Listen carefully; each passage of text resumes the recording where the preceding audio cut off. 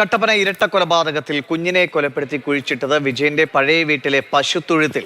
പ്രതി നിധീഷിനെ കട്ടപ്പന ജംഗ്ഷനിലുള്ള വീട്ടിലേക്ക് എത്തിച്ചു. കുട്ടിയെ കൊലപ്പെടുത്തി കുഴിച്ചുമൂടിയ പശുത്തൊഴുത്തിലെ സ്ഥലം പ്രതി പോലീസിന് കാണിച്ചു കൊടുക്കുകയും ചെയ്തു. കുഞ്ഞിന്റെ മൃതദേഹാവശിഷ്ടങ്ങൾ കണ്ടെത്താനുള്ള നടപടികൾ ആരംഭിച്ചിരിക്കുകയാണ്. നന്ദുഷ വിവരങ്ങളുമായിട്ട്. നന്ദുഷ, കേരളത്തെ ആകെ ഞെട്ടിപ്പിച്ച കൊലപാതകങ്ങളാണ് ഒരു മോഷണക്കേസിന് പിന്നാലെയുള്ള അന്വേഷണത്തിൽ വെളിവായത്. ഇപ്പോൾ എവിടെ എത്തി നിൽക്കുന്നു? ഇപ്പോൾ പ്രതി നിധീഷിനെ ഇവിടെ കട്ടപ്പന സാഗര ജംഗ്ഷന് സമീപമുള്ള വിജയനും കുടുംബവും താമസിച്ചിരുന്ന പഴയ വീട്, അതായത് 2016 ഈ പറയുന്ന 4 ദിവസം മാത്രം പ്രായമുള്ള പിഞ്ചു കുഞ്ഞിനെ കൊലപ്പെടുത്തി പശുത്തൊഴുത്തിൽ കുഴിച്ചിട്ട് ആ പഴയ വീട്ടിൽ നിധീഷിനെ തെളിവെടുപ്പിനായി കൊണ്ടെത്തിച്ചിട്ടുണ്ട്. ഇപ്പോൾ നമ്മൾ കാണുന്നത് പോലീസിൻ്റെ ജീപ്പുകളാണ്. ഇവിടെ ഫോറൻസിക് സംഘം ഉൾപ്പെടെയുള്ള എല്ലാ സംവിധാനങ്ങളുമായാണ് പോലീസ് ഇവിടെ പരിശോധനയ്ക്ക് എത്തിയിരിക്കുന്നത്. ഈ കാണുന്ന ഈ കാടിന് മുകളിലാണ് ഈ പറയുന്ന വിജയൻ്റെ പഴയ വീട്. ഈ വീടിൻ്റെ പരിസരത്തുള്ള ആളുകളുടെ എല്ലാം പ്രതികരണങ്ങൾ നാം കുറച്ച് മുൻപേ കേട്ടതാണ്. ഈ പറയുന്ന വിജയനും കുടുംബവും ഇവിടെ ഉള്ളവരും എല്ലാവരുമായിട്ട് തന്നെ വളരെയധികം ബന്ധത്തിലായിരുന്നു. എന്നാൽ കാഞ്ചിയാറിലെ പരിസരവാസികൾ പറഞ്ഞിരുന്നത് ഈ വിഷ്ണുവോ വിജയനോ അതല്ലെങ്കിൽ അവിടെയുള്ളവരാരും പരിസരവാസികളുമായി യാതൊരു ബന്ധവുമില്ലാത്തവരായിരുന്നു എന്ന തരത്തിലായിരുന്നു. എന്നാൽ വിഭിന്നമായ ഒരു അഭിപ്രായമാണ് ഇവിടുത്തെ അയൽവാസികളിൽ നിന്നും വന്നത്. എന്നു മുതലാണോ നിധീഷ് ഈ കുടുംബവുമായി അടുത്തത്, അതിനുശേഷമാണ് ഈ കുടുംബത്തിൻ്റെ താളം തെറ്റിയത്, അവർ മറ്റുള്ളവരുമായി അടുക്കാതിരുന്നത് എന്നൊക്കെയുള്ള വിവരങ്ങളാണ് ഇവിടെ നിന്ന് നമുക്കറിയാൻ കഴിയുന്നത്.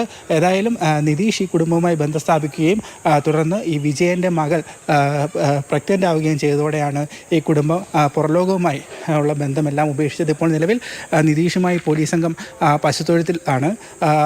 കുഞ്ഞിനെ കുഴിച്ചിട്ട ആ സ്ഥലമെല്ലാം നിധീഷ് കാണിച്ചു കൊടുത്തിട്ടുണ്ട്. അവിടം കുഴിച്ച് അവിടെ നിലവിലുള്ള ചുവരുകളൊക്കെ പൊടിച്ച് അവിടം കുഴിച്ച് കുഞ്ഞിൻ്റെ മൃതദേഹ അവശിഷ്ടങ്ങൾ കിട്ടാനുള്ള സാധ്യത പരിശോധിക്കുകയാണ് പോലീസ്. ഞാൻ സാധ്യതയെന്ന് പറഞ്ഞത് അതൊരു 4 ദിവസം പ്രായമായ ഒരു കുഞ്ഞു കുട്ടിയായിരുന്നു. അതുകൊണ്ട് തന്നെ ഇത്രയധികം 7 വർഷങ്ങളോളമായി അതുകൊണ്ട് കുഞ്ഞിൻ്റെ ശാരീരിക അവശിഷ്ടങ്ങളൊക്കെ കിട്ടാനായിട്ടുള്ള ഒരു സാങ്കേതികമായ പ്രയാസമുണ്ട്. അത്തരം പ്രയാസങ്ങളെല്ലാം തന്നെ പോലീസ് ഉദ്യോഗസ്ഥർ നമ്മളോട് പറയുകയുണ്ടായി. ഏതായാലും തിരച്ചിൽ പുരോഗമിക്കുകയാണ്, നടപടികളെല്ലാം പുരോഗമിക്കുകയാണ്.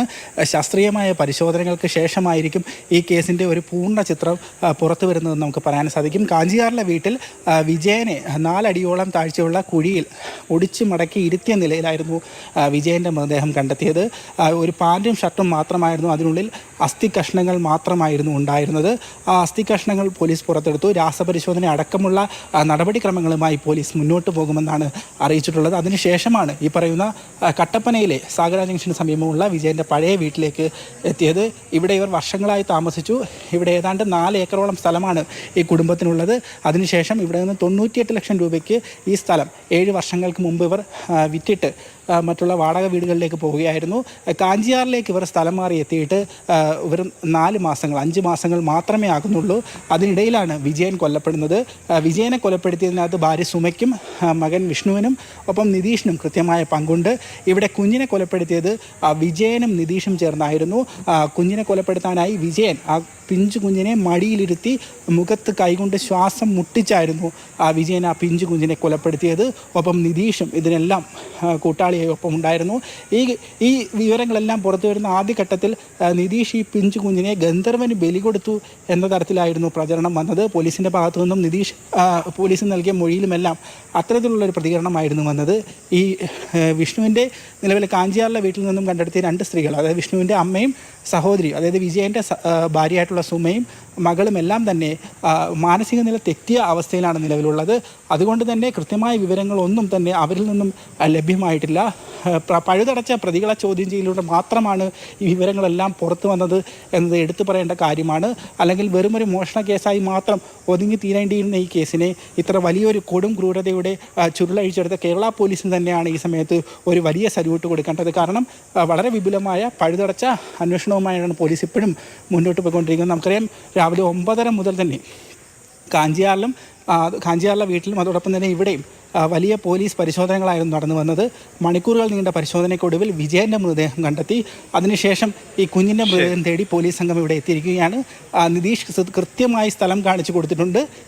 ഉടൻ തന്നെ ആ കുഞ്ഞിൻ്റെ മൃതദേഹാവശിഷ്ടങ്ങൾ എന്തായാലും കേരളമാകെ വല്ലാതെ ആശങ്കപ്പെട്ടു പോകുന്ന കൊലപാതകങ്ങളാണ് ഇപ്പോൾ നടന്നിരിക്കുന്നത്. എങ്ങനെയാണ് മനുഷ്യരാണോ ഇതൊക്കെ ചെയ്തതെന്ന് പോലും അത്ഭുതം തോന്നുന്ന തരത്തിലുള്ള ക്രൂരമായ കൊലപാതകങ്ങളാണ് നടന്നിരിക്കുന്നത്. അതിൻ്റെ ചുരുളുകൾ ഓരോന്നായി അഴിഞ്ഞുകൊണ്ടിരിക്കുന്നു. നന്ദുഷയാണ് വിവരങ്ങൾ പങ്കുവച്ചത്.